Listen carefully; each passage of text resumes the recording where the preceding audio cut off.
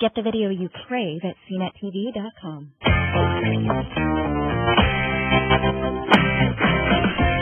What's going on, everyone? It is the 404.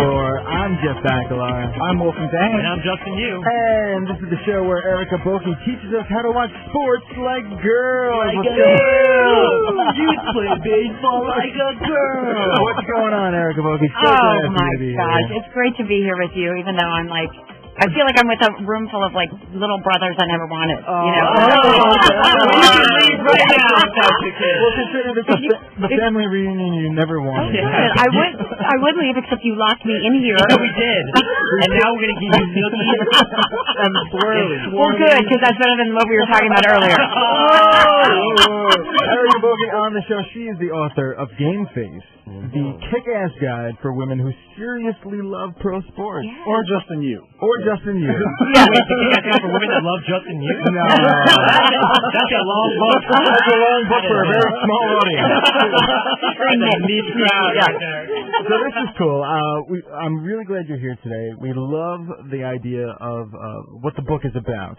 Now, I'm fortunate enough to have a fiance who's very much into sports. Good. She and I are huge hockey fans, huge New Jersey Devil fans. Cool. But not everyone is sort of in that group as fortunate as me. Right. So tell us a little about the book, where it sort of goes Definitely. with that. And I'm, along the lines of your fiance, because I've grown up loving sports. Mm-hmm. I grew up in Pittsburgh, PA, so I'm a Right, huge you're Steelers serious. fan. And you must be living the dream right now. I almost wore my Vicksburg t-shirt. Oh, you totally did. I know. That totally went over Justin. Pirates. Oh my God. The Pirates are not that good. No, they're awful. But the Steelers are the best team in football. Yeah. Okay. So that's you know what the Super Bowl is. Right. Super what? Super Bowl. It's a giant cereal. It's a lot of cereal. It's the biggest dog show. channel Yeah. competition. It's actually something you can order from Taco Bell. Yeah. It's a big bucket of KFC. I've had that before. The Super Bowl. It's great. $15.99, 6 thighs, 4 breasts. So now, did you get to go to the Super Bowl? I didn't. But I did some. some really cool interviews around it. I actually was working with the folks at Gatorade, and I interviewed Joe Montana and Aaron Rodgers the week of. Wow. And it was such a cool interview, guys, because I interviewed both of them. They were part of this Gatorade program. And Joe Montana happened to be Aaron Rodgers' hero, and I didn't know that. And when he found out I was interviewing Joe Montana, he, was hyperventilating. He's like, can you ask him a few things for me? I'm like, okay. So I ended up being liaison between the two of them, and it was so cool. It was really cool. That's really cool. I'm jealous that you've interviewed Joe. That's pretty amazing. I know. You used to be a huge 49ers Huge fan. 49ers fan until last decade. Yeah. essentially. Yeah. Sorry about that. But I'm a big San Francisco Giants fan. Do you follow the Giants? Well, our own Natalie Belcanti is, and I'm from San Francisco. So you pretend to be a Giants fan. Yeah, Okay. exactly. I have a Giant hat. Oh, good. And I love orange. And you do have a and Why not? he'd be at a baseball game being like, okay, what period is it? How many touchdowns has Barry Bonds scored today? Yeah. You're like, Justin, you're facing the wrong way. You're looking at the audience. There's a lot of players. So give us a sort of generalization. What is the book really about? Yeah, so, my whole complaint is that growing up loving sports and following my whole life, I feel like no one is really talking to the millions of us that love sports. Right. You're either getting a really dumbed-down, pink, here's how many points are in a touchdown, which you might like. Right. I'm root for those. Justin might like. Is your Giants hat pink?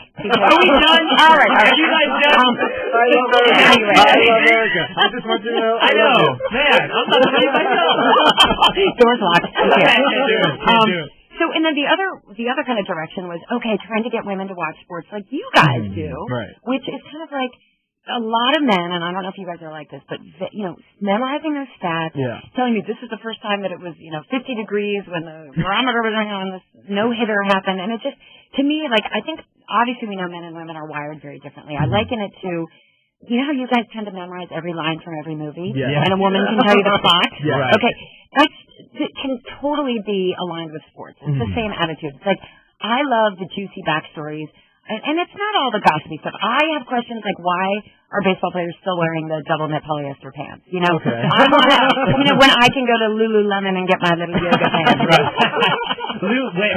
So sorry, Lululemon lost you again. You've probably been there. You've been there, I'm sure. Is it yoga? It's like $100 yoga pants. Wow. Like, it's ridiculous. $100. Yes, it's really ridiculous. But, you know, and I want to debate what the best national anthem ever was, which I think was Marvin Gaye 1983 NBA All-Star Game. Wow. Before that Nike commercial came out. You guys saw the Nike commercial, but if you guys YouTube it, it is the greatest video. You will get chills. It's just, and it's a moment in time. Like he made the national anthem like sexy, and I don't know how that can be ever replicated. But I don't think anyone can do that. But like the players were like, and he wrote about it in the book. It's like it was they called it like it was like you were at church. It was like the gospel of Marvin Gaye. It was very cool. So you know, I love to talk about those obscure things.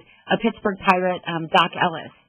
He was banned from wearing curlers in the dugout. Like things like that. Fascinating. And he also pitched a no-hitter on acid.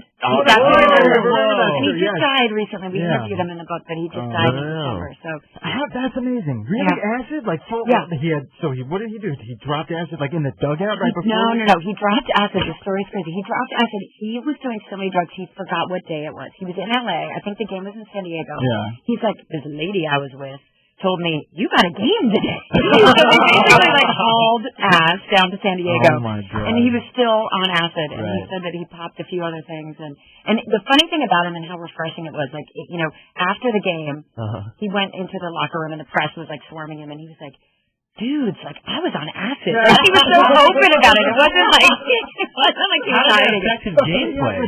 well, no, he pitched a no-hitter. I mean, it was like... That's just like you, Jeff. You just pitched a no-hitter last night. Right? Stacey's big sports fan. We'll ask you about that. Listen, Stacey, call in and tell us about the no-hitter last night. Well, sometimes you can't rise to the occasion.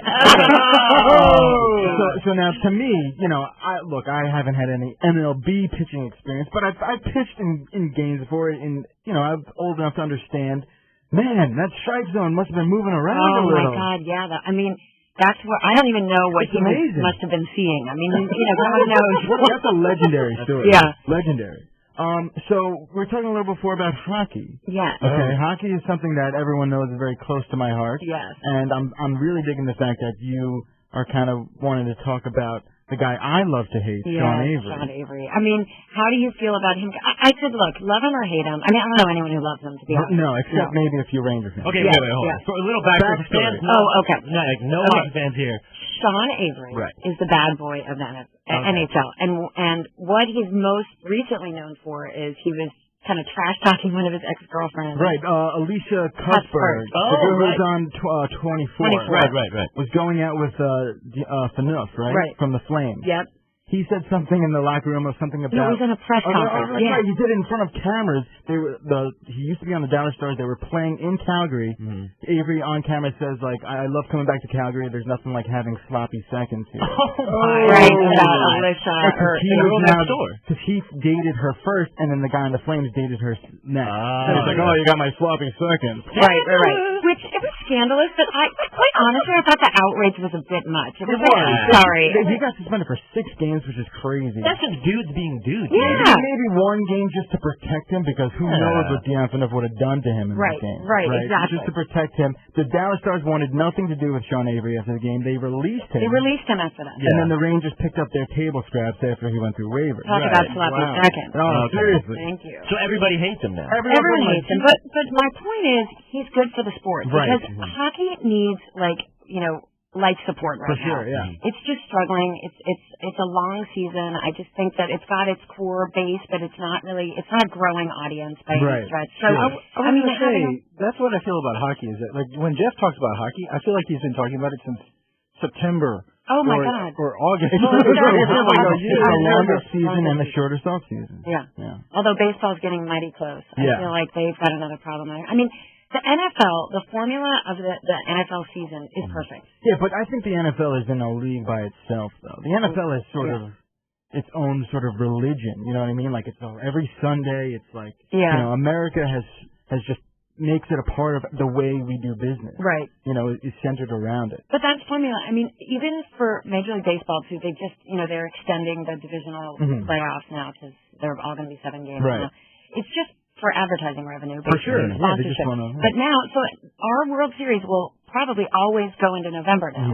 And I just, we have pitchers and catchers reporting February 15th. Yeah. February to November. Do we need that? And that sport is struggling too. With, Right. you know, but it's been struggling for